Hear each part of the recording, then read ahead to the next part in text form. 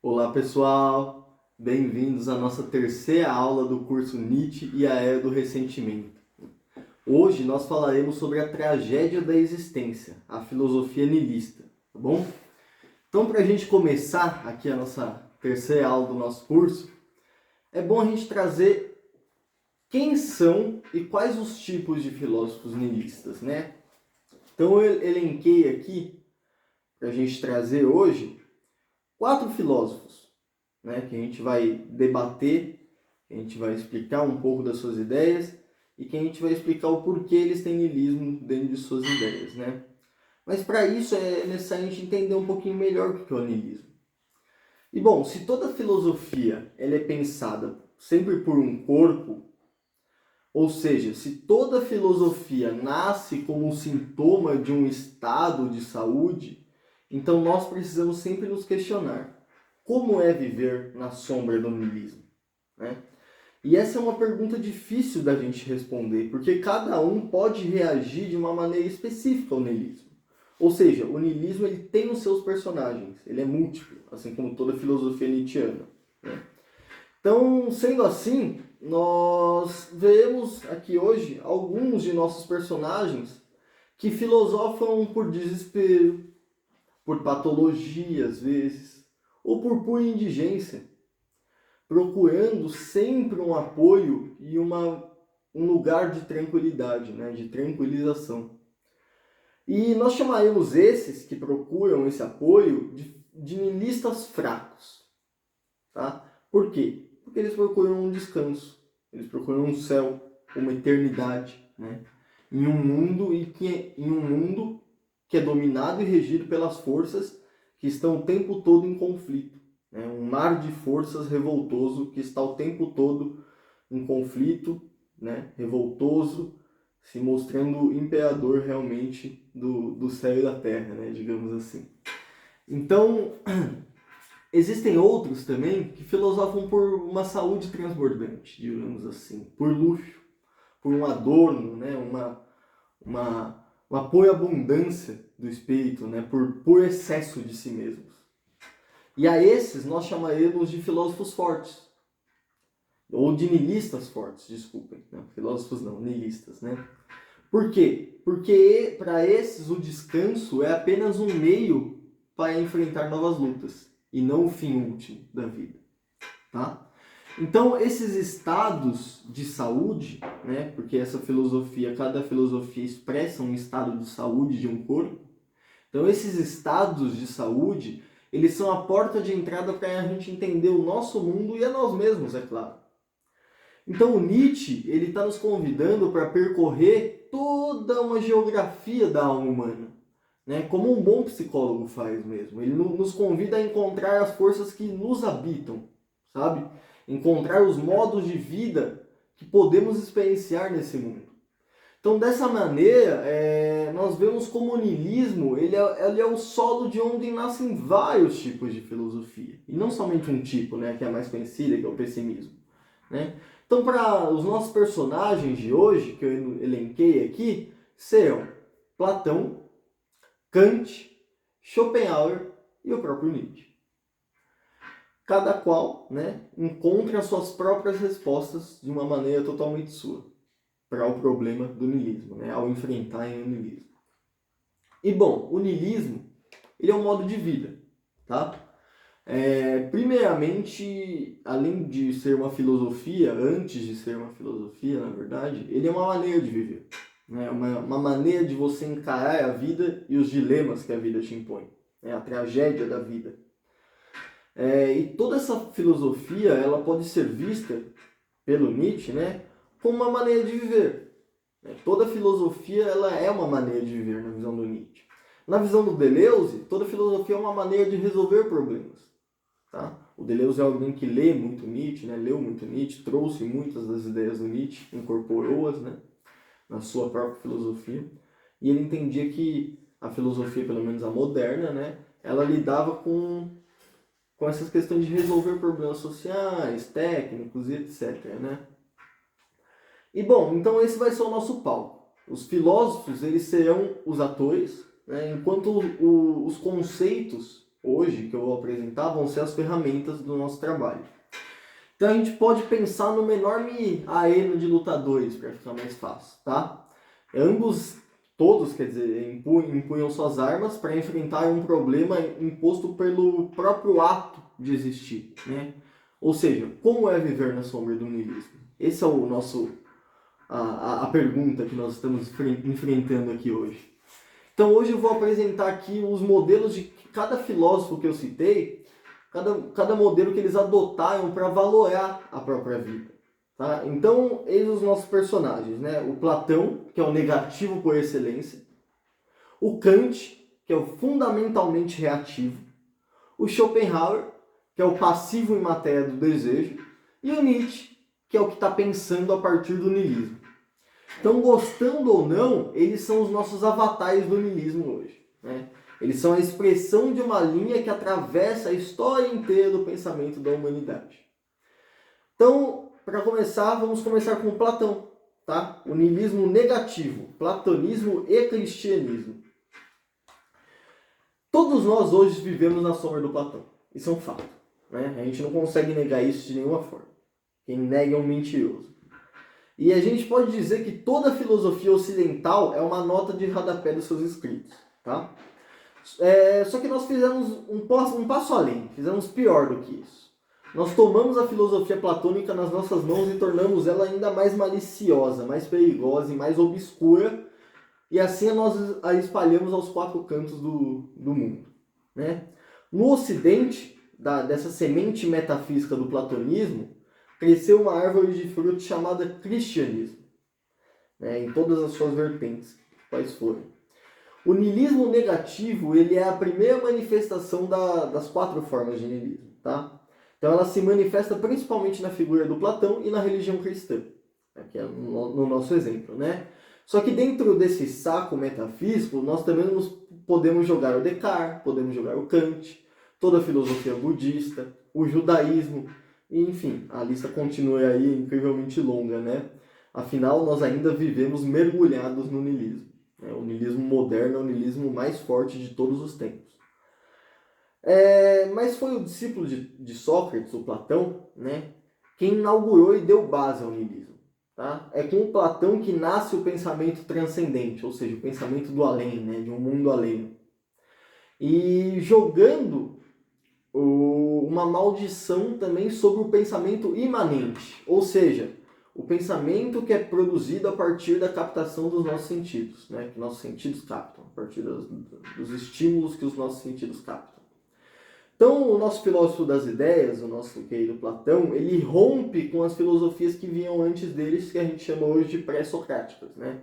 E ele funda toda uma nova escola do pensamento, né? Então, os primeiros passos do niilismo foram dados justamente na academia de Platão. Bem longe do Demócrito, por exemplo, do Leucipo, de Aristipo, do Diógenes. Lá, na sua academia, o Platão faz a síntese entre Parmênides e Heráclito, né? O ser imutável de Parmênides e o devir mutável de Heráclito se casam num casamento a contragosto, digamos assim. Então, a oposição entre um mundo sensível, que seria esse mundo aqui, né, onde há sensibilidade, onde há o sentido, né, onde o sentir não é uma escolha, e sim um modo de sobrevivência, tá? Então, agora existe uma oposição entre esse mundo que nós sentimos e o mundo inteligível, né, o mundo das ideias, que está no além, que nenhum de nós estamos em contato aqui, né, de forma real e orgânica, né? Então, essa oposição entre mundo sensível e inteligível é um problema platônico que ele resolve separando o mundo em um mundo real, que seria o mundo inteligível das ideias, o mundo real é o mundo das ideias, ou seja, o mundo do ser, da essência do ser, né? Um mundo imutável, perenes para sempre, né? Um mundo sem mudanças, né? Sem conflitos, sem caos, um mundo que está sempre o mesmo. E o mundo aparente, né, que é o mundo do vir a ser, é o mundo da mudança, da inconstância, que seria esse mundo dos sentidos, onde tudo se destrói, cria, se transforma e etc. Né? Um mundo em constante movimento. Então, segundo Nietzsche, ao fazer isso, o Platão denota que ele é um tarado pela verdade, né? Pelo saber imóvel das coisas, o saber que não sofre a ação do tempo, né? Pelo imutável. E o Platão diria, sim, o homem pode ser bom, mas o que é o bom em si? Ele perguntava, né? Sim, o homem pode ser belo, mas o que é o belo em si? Então a tarefa do filósofo platônico, que puxa as raízes de Platão, é descobrir sempre a ideia no reino das ideias, né? No reino dos conceitos. E o cristianismo com isso? Bom, essa filosofia ela não passa de um decalque do platonismo, né? Uma imitação do platonismo.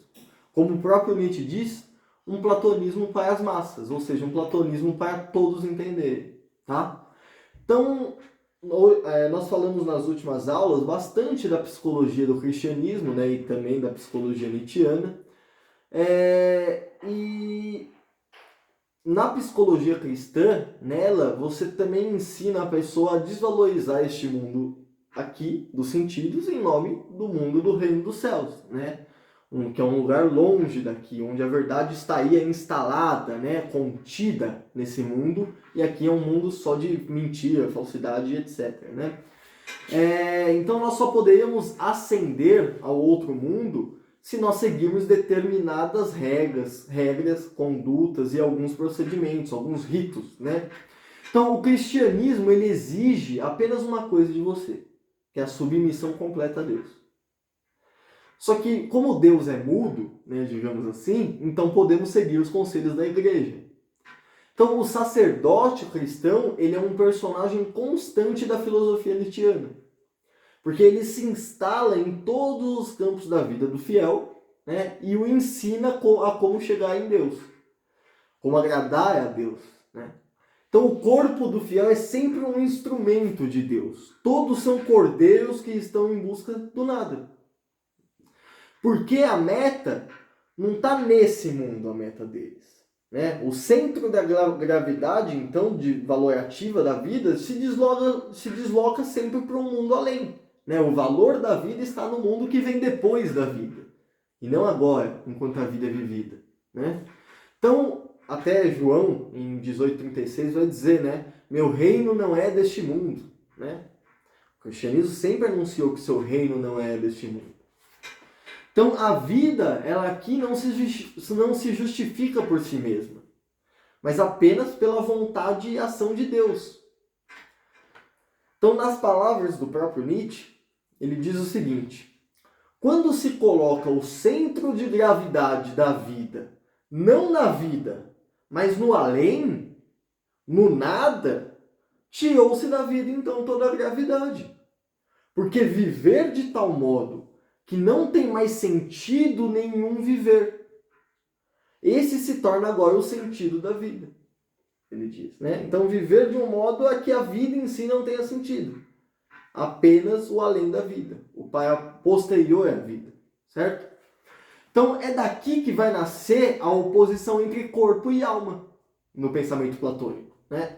Porque se o corpo é somente o cárcere da alma, uma prisão da alma, como vai dizer o Platão, então nada a gente pode fazer além de cuidar da alma para o momento em que ela for deixar o corpo. Né? E esses ensinamentos, eles moldaram a nossa subjetividade atual. Os cristãos, eles apenas lapidaram a nossa moral, a nossa subjetividade com suas preferências cristãs, digamos assim. Mas corpo e alma, homem e animal, natureza e cultura, nascem com o Platão, essas oposições, né? Essas dualidades, esses choques. Que até então, corpo e alma são o mesmo. Homem e animal são a mesma coisa. Natureza e cultura, o mesmo também. Tá bom? Então, o dualismo com Platão toma conta de todo o pensamento. Né? Ele racha a realidade. E até hoje nós seguimos cortados ao meio. Então, diz o Platão que a nossa alma, antes de entrar no nosso corpo, vislumbrou esse mundo maravilhoso e perfeito das ideias. Ela teve uma visão desse mundo. Ela conseguiu ver lá por algum tempo, um certo período lá, um específico, esse mundo. Só que agora ela tem apenas uma vaga lembrança que é atualizada sempre ao se deparar com as cópias no nosso mundo. Né? Porque no pensamento do Platão, Se vocês não sabem, então, por exemplo, um cachorro. Existe o cachorro do mundo das ideias, que seria o cachorro perfeito, a perfeita representação de um cachorro. Todos os cachorros que nós vemos aqui no nosso mundo sensível, ou mundo dos sentidos, né, o nosso mundo real, eles são uma tentativa mal sucedida, uma cópia barata desse cachorro perfeito que existe no mundo das ideias, né?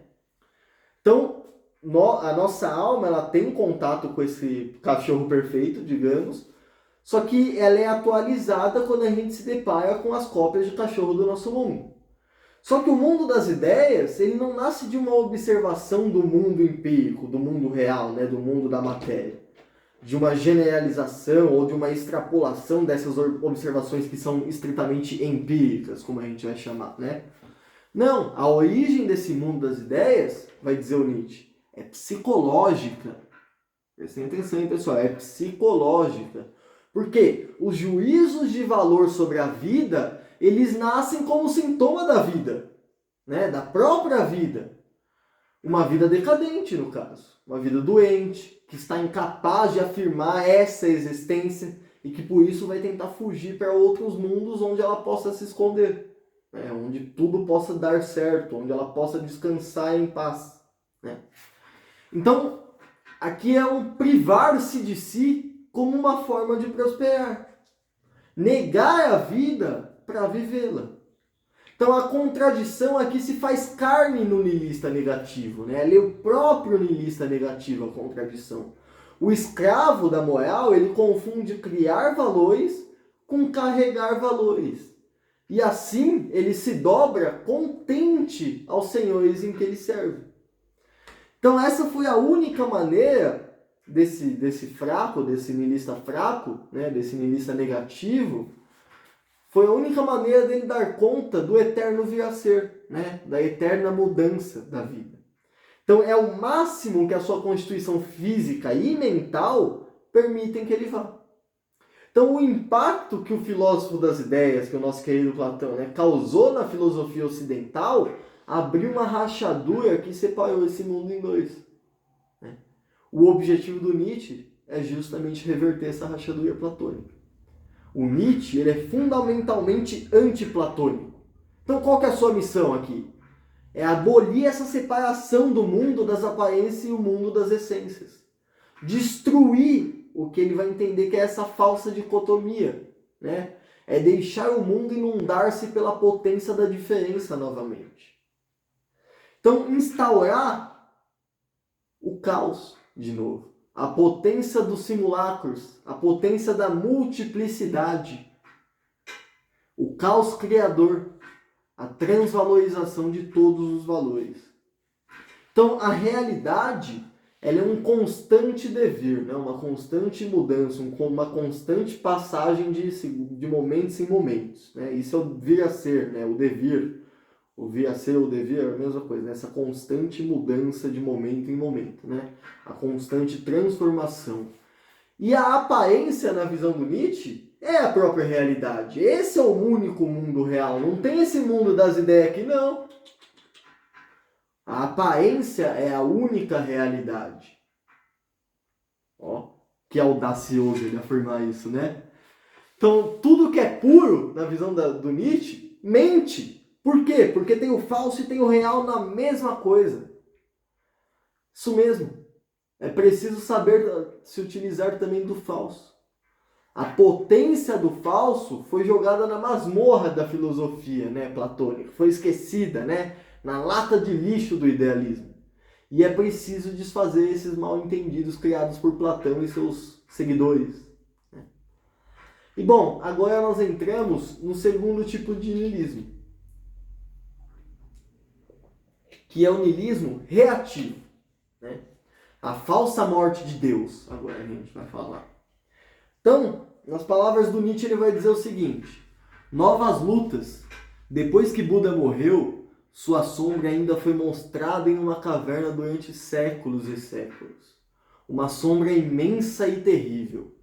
Deus está morto, mas, tal como são os homens, durante séculos ainda haverá cavernas em que sua sombra será mostrada.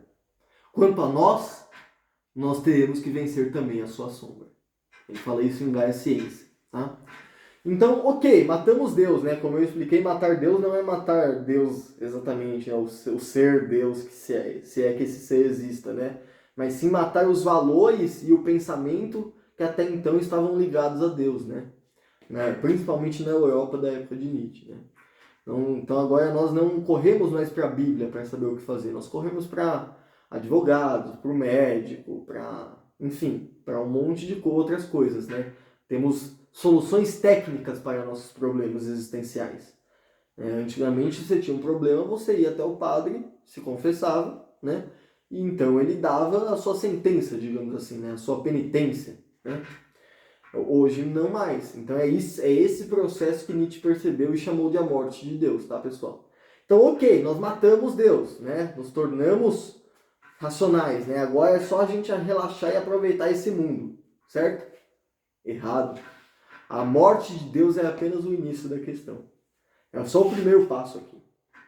É agora que tudo vai se tornar ainda mais perigoso.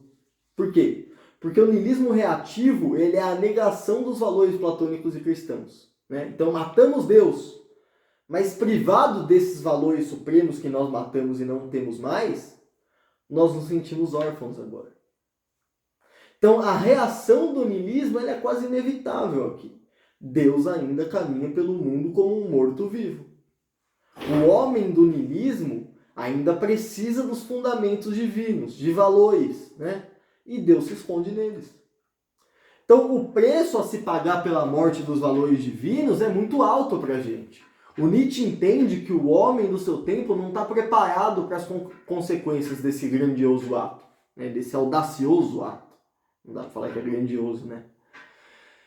Então, será que podemos, talvez, suportar a leveza da morte de Deus?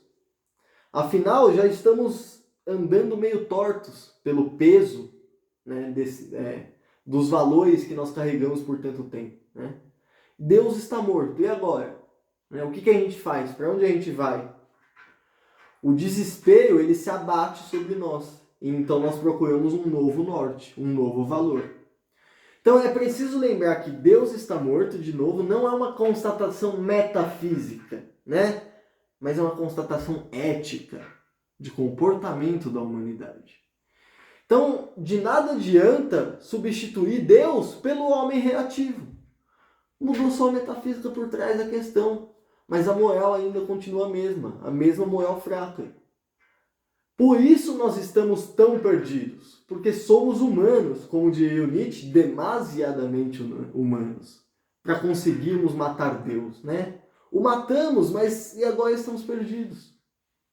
Então a morte de Deus, ele é o grande acontecimento do século XX, né? Do século XIX e XX, que o Nietzsche percebe, né?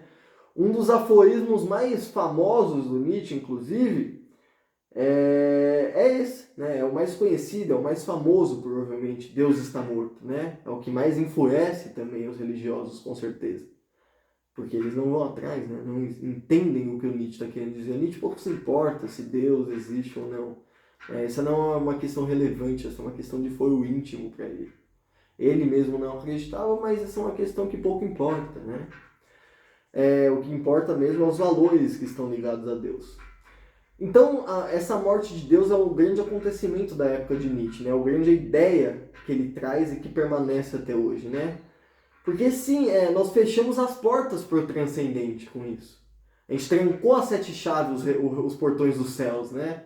Mas já não estamos contaminados demais, talvez, de religião para matarmos Deus, né? Já não somos viciados demais na metafísica. Deus não entrou sorrateiramente pela janela, como um fantasma, né? Ele arrombou a porta e se escondeu nos nossos pensamentos, né? A sombra de Deus assombra o nosso século ainda. Então somos ateus religiosos, agnósticos crentes, fiéis sem pastor, né? Por quê? Porque o homem ainda acredita na verdade. Porque toma para si o que era divino antes, né? Mantém acesa a chama do transcendente com isso. Então morre a religião, nascem a razão e os valores humanistas no lugar. Então, quando Robespierre ele instaurou a República Francesa, né, após a Revolução de 1789, na Revolução Francesa, o calendário gregoriano da época ele foi posto de lado e instituiu-se então o culto à razão, né? Então as igrejas ali da cidade foram transformadas em templos para essa nova divindade, que é a razão, né? Os seus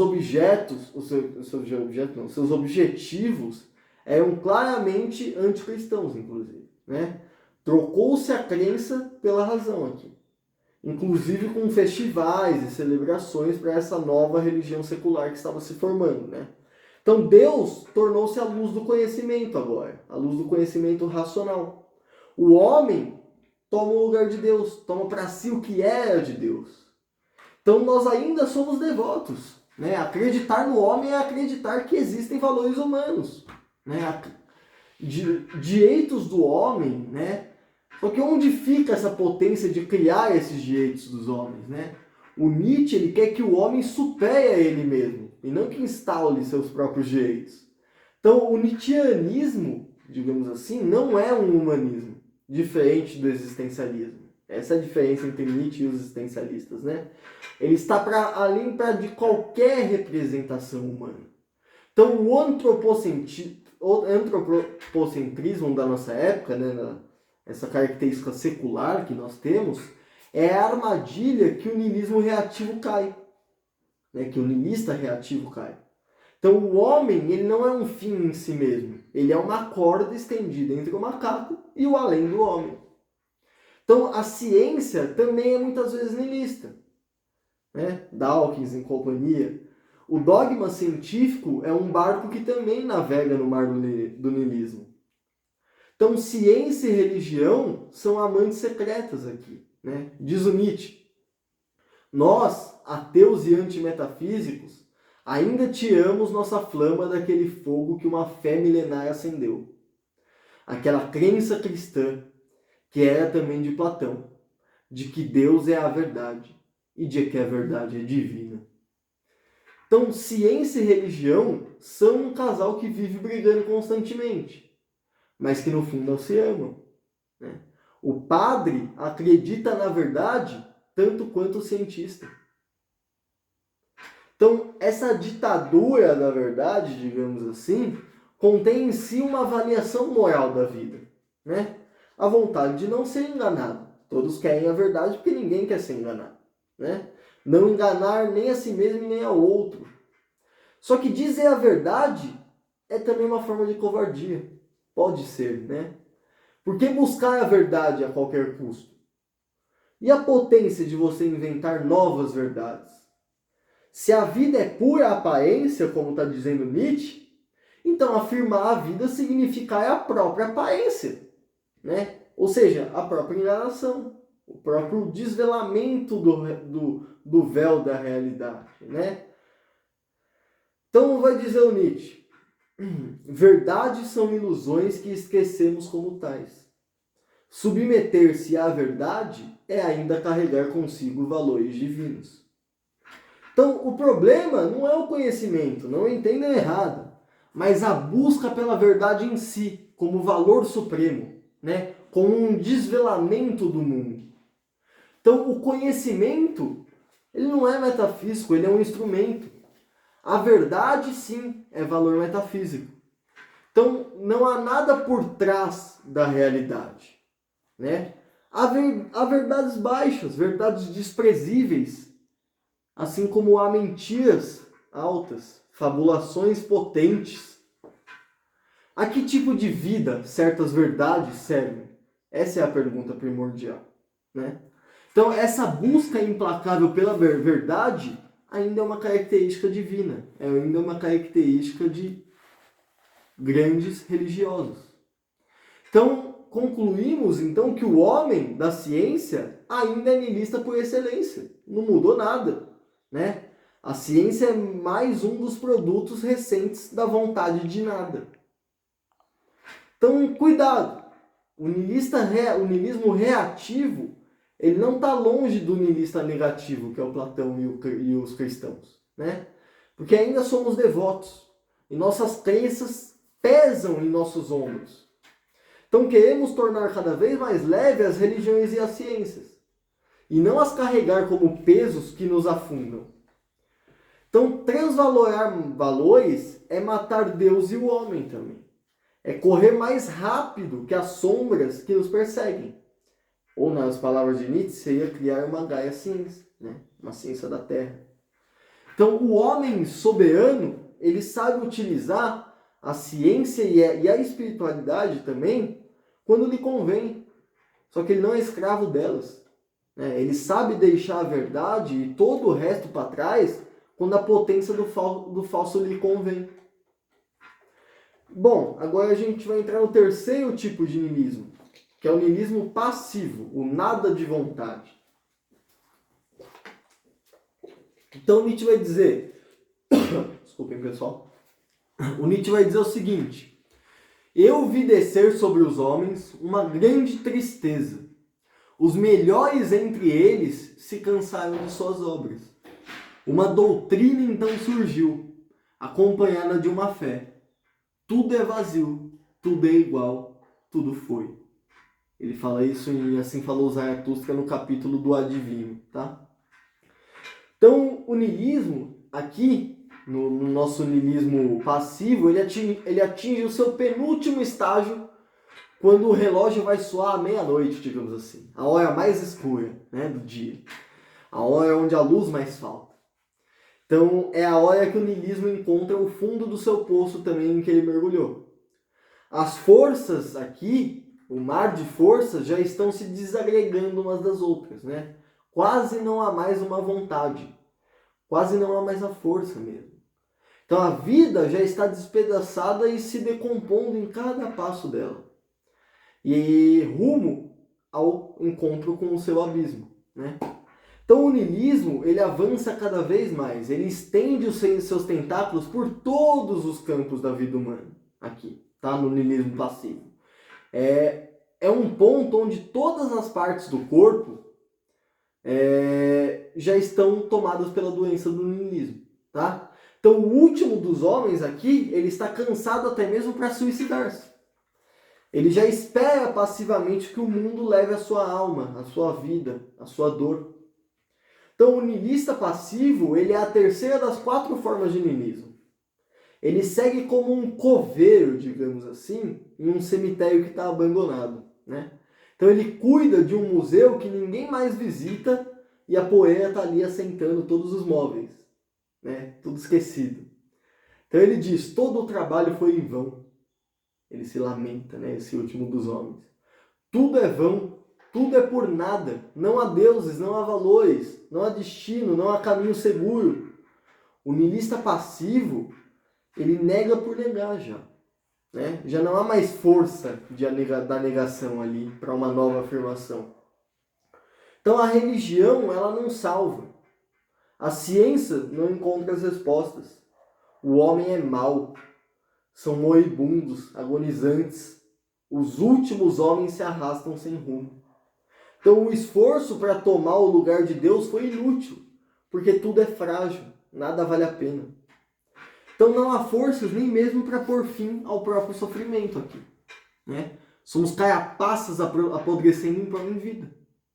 As forças que antes formavam o homem, o caos que habitava, o caos criador que habita o homem, se foram, se esvaíram aqui. O homem então quer morrer. Só que ele não tem forças nem mesmo para isso mais, né? Ele segue olhando para trás e dizendo, foi assim, foi assado, sem conseguir olhar para o que vem pela sua frente. Então este aceitar tudo do jeito que é, de qualquer jeito, é a falsa afirmação, que está muito longe do sim, do amor fati, do amor ao destino nietzschiano. Né, da aceitação do sim à vida, né, a aceitação da vida em todas as esferas, sem concessões, né? Então a aceitação, essa resignação perante aos ditrames da vida, é um parente falso da afirmação. O último homem, ele não quer mais valores nem divinos nem humanos. A gente já está aqui, já está para além do cristianismo. Nós passamos pelo budismo e chegamos ao fim, que é nenhum Deus e um só rebanho. Então, até mesmo o mar de forças da vida é que secou já. Não há mais conflito até. As duas formas anteriores de niilismo que eu falei ainda não tinham no que se segurar, né? Ainda tinha uma vontade de nada, né? Só que o niilista passivo, ele passa para o nada de vontade.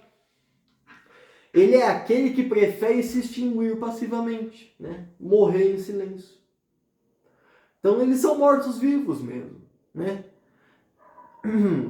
Aquele que quer isso diz o seguinte: é preferível um nada de vontade do que uma vontade de nada. E bom, os nossos tempos atuais expressam bem essa depressão da qual Nietzsche falava, né? Os valores ascéticos, inférteis, que nascem dessa vontade que já não tem mais forças para querer algo, para transvalorizar os valores, né? Então, um mundo que é incapaz de apontar novos valores, que vira a vida contra si mesma, é um mundo que não mais tem forças para levantar-se do chão. Então vai dizer o Nietzsche, né? Em todos os tempos, os homens mais sábios fizeram o mesmo julgamento da vida. Ela não vale nada. Sempre, em toda parte, ouviu-se de sua boca o mesmo tom. Um tom cheio de dúvida, de melancolia, de cansaço da vida e de resistência à vida. Ele fala isso em Crepúsculo dos Ídolos, né? no capítulo do problema de Sócrates, né? Então, ou seja, estamos aqui num estado terminal já. Aos poucos, a vontade de potência vai se esgotando no niilismo. Ela vai vazando, ela vai escoando, né? Ela procura se afirmar em outros lugares. Então, o homem que está cada vez mais doente moralmente tem cada vez menos capacidade de se afirmar também. A chama aqui está se apagando. Surge então a escuridão sem fim. Os mortos-vivos que são já não encontram vida dentro de si, mas ainda se movem, perdidos e sonâmbulos. Como diria Carlos Drummond de Andrade, né? E continuamos. É tempo de muletas, tempos de mortos faladores e velhas paralíticas. Ele fala isso no nosso tempo, né? Então, essa dor torturante de vazio, esses homens metafísicos vão se castigando até sumir. Então, a vontade de nada é a vontade de ser outro, na verdade, né? O nada de vontade é a vontade que já se desfez. Ele encontrou novos caminhos, abandonou um corpo doente, né? O niilismo, ele atravessa de ponta a ponta a existência até escapar de volta para ela. Então o Nietzsche, ele vai ensinar o quê? Que através do eterno retorno, que através da aceitação da sua vida e de todos os pequenos detalhes até os mais grandes acontecimentos dela, e isso infinitamente, é onde se faz a travessia do niilismo, né? É onde você atravessa o niilismo de ponta a ponta, aceitando o amor ao destino, aceitando a vida como ela é, mudando aquilo que é possível mudar e aceitando aquilo que não é possível mudar, tá? Então, isso é levar o niilismo até as últimas consequências. É esse atravessamento do niilismo negativo, do niilismo reativo e do niilismo passivo, né? Então, um niilista completo, ele pode voltar ainda a ser um niilista reativo ou negativo, por exemplo. Ele pode encontrar uma igreja, um ídolo, um sentido da vida, né? Ou ele pode, então, atravessar todas as etapas do niilismo e sair do outro lado, né? Fazer a volta completa e aprender a transvalorar os valores. Esse é o caminho que o Nietzsche está propondo na última forma de niilismo, né? Que a gente vai ver aqui hoje nessa aula. Quando o niilismo é vencido por si mesmo. Então, se atravessar a noite, se desafiar o niilismo, se desfazer-se das forças do negativo, encontrar o grande meio-dia, a hora de mais luz, né? O instante onde a sombra é menor. Aí que a gente chega no niilismo ativo, que é a transvaloração de todos os valores.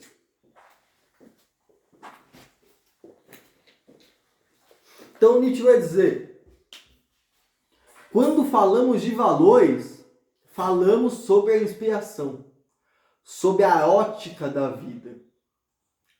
A vida mesma nos obriga a instaurar valores. A vida mesma valora através de nós quando instauramos valores. Ele fala isso em Crepúsculo dos Ídolos, né? Moral como antinatureza, onde ele vai discutir todo o nascimento da moral como uma possível coisa antinatureza humana, né? Então,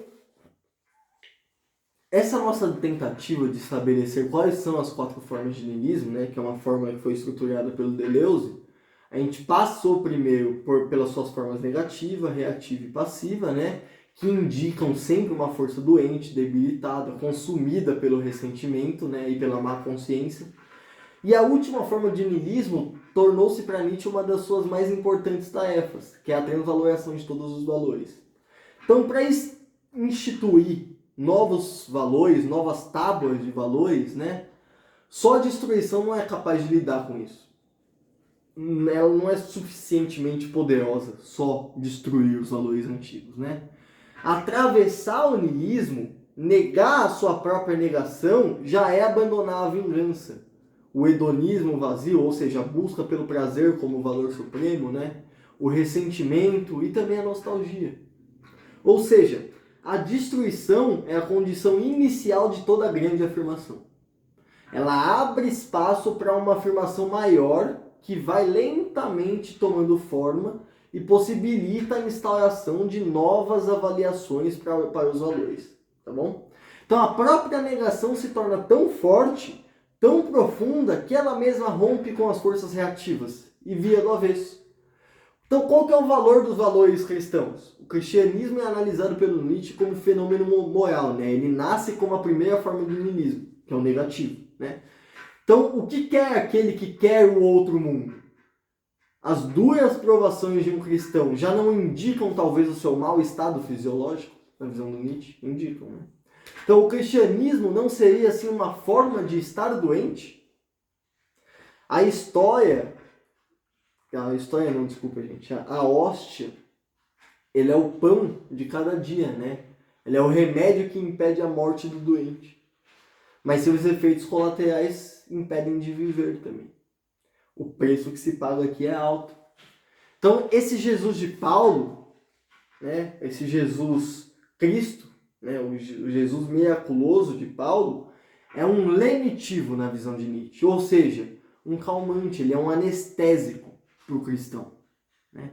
O cristianismo funciona enfraquecendo o humano, porque se Deus é compaixão, então é um afeto triste. Deus é um afeto triste. Um dos perigos para o qual Nietzsche está nos alertando, né? Então o cristianismo ele só pode ser resumido na história do niilismo como a vitória dos fracos.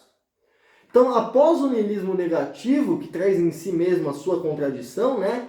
O niilista encontra os valores humanos, que é o homem assassino de Deus. Então os valores humanos dominam e defendem a nossa subjetividade. O niilismo ele reage então contra si mesmo, mas a sombra de Deus ainda paira sobre a cabeça de todos os idealistas, né? Então o Nietzsche ele não nos deixa descansar, né? A gente não deixa a gente descansar e cultuar os nossos novos ídolos. Ele pergunta pra gente, né? Afinal, esses novos ídolos trazem uma nova vida ou uma nova fé? A ciência virou cientificismo. Os valores humanos se tornaram cegos para as forças que vêm de fora. Os ideais se cristalizaram no mundo de hoje.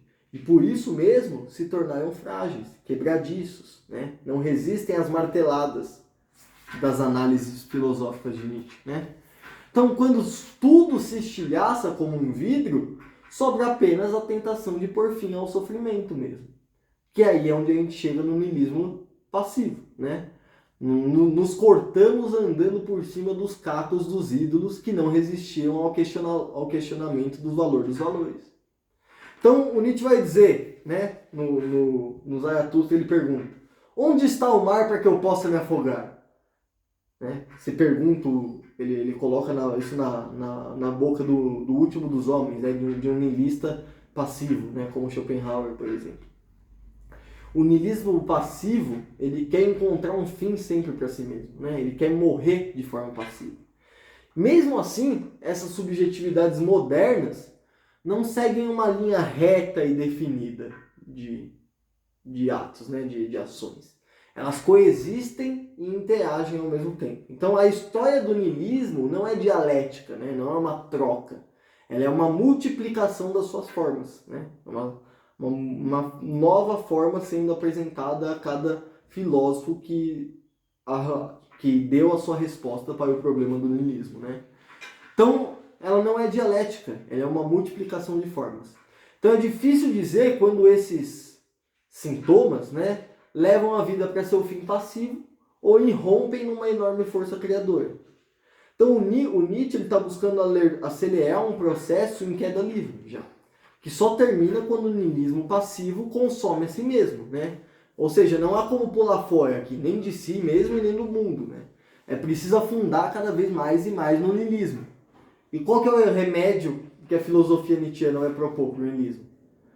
É que para todo niilismo é necessário um gole do eterno retorno, né? Um gole de amor à vida, de amor ao destino. Então o exame, a aprovação, o desafio, a seleção de forças do eterno retorno é o que vira o niilismo contra ele mesmo, né? É aqui o ponto crucial de virada, que acontece com o pensamento do eterno retorno, né? Essa roda que gira rápido e expulsa as vontades fracas de seu meio. Então uma vida que vegeta não retorna. Ela não suporta o peso de viver incontáveis vezes a mesma vida, né? Então, o que é a transvaloração de todos os valores?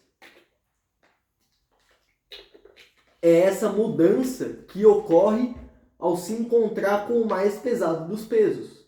Então, para o niilista passivo, não há escapatória aqui, porque todo o seu corpo treme diante do eterno retorno. Toda a compaixão, toda a culpa, toda a adaptação entram em colapso ali.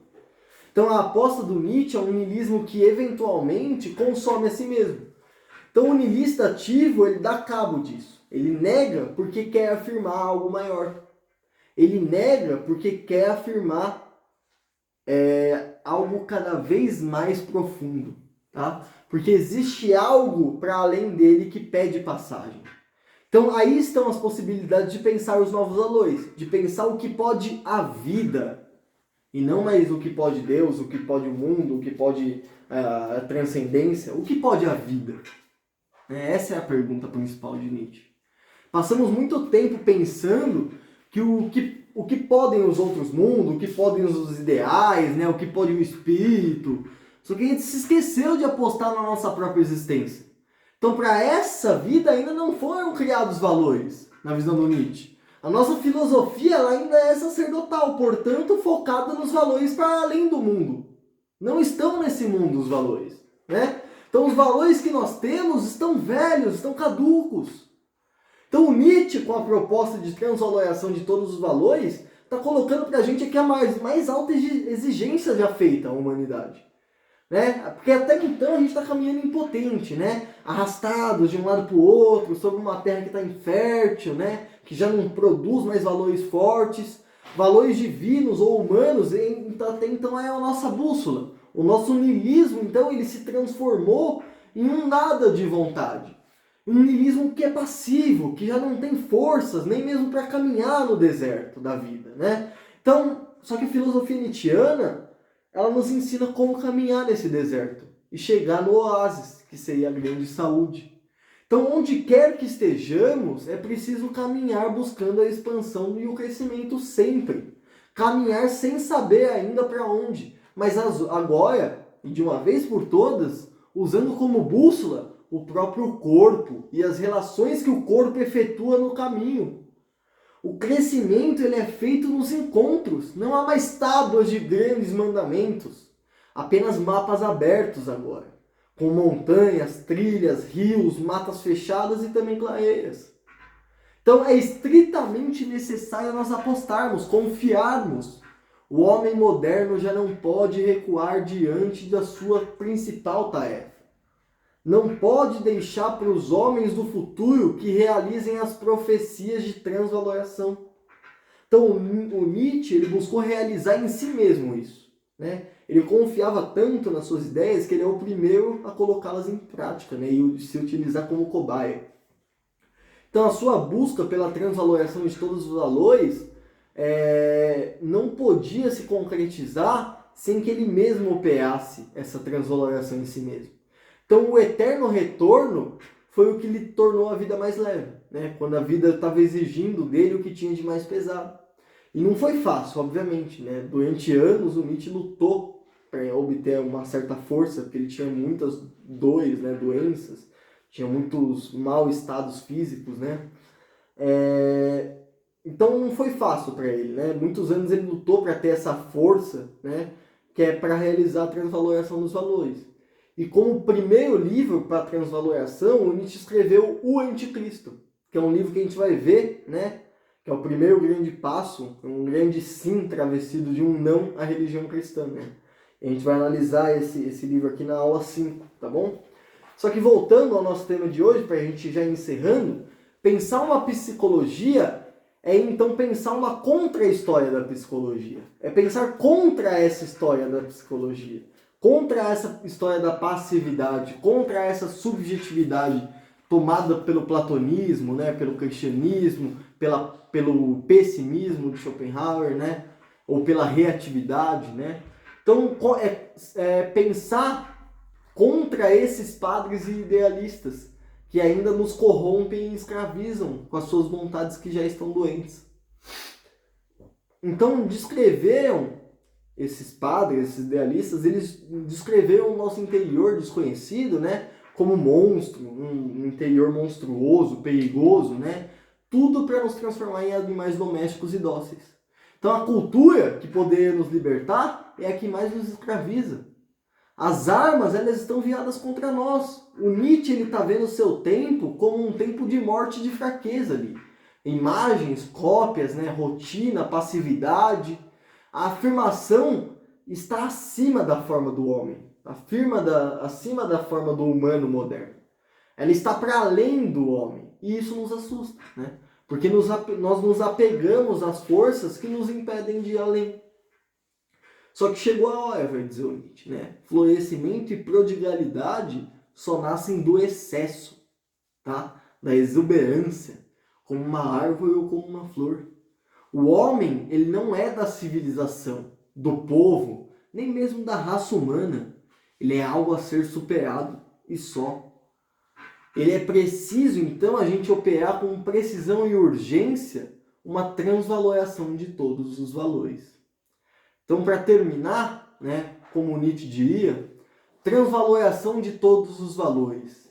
Eis a minha fórmula para um ato de suprema autoconsciência da humanidade, que em mim se fez gênio e carne.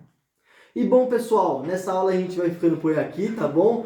Na próxima nós vamos entender o que é o sim da grande saúde nietzschiana, né, na filosofia do Nietzsche, e as diferenças entre os vários personagens que afirmam a vida na sua filosofia, tá? Então a gente vai sair desse polo da negação da vida, do niilismo, e vai para a grande afirmação da vida e como Nietzsche vai trabalhar isso com diferentes personagens na sua obra, tá bom? Até a próxima aula, pessoal! Tchau, tchau!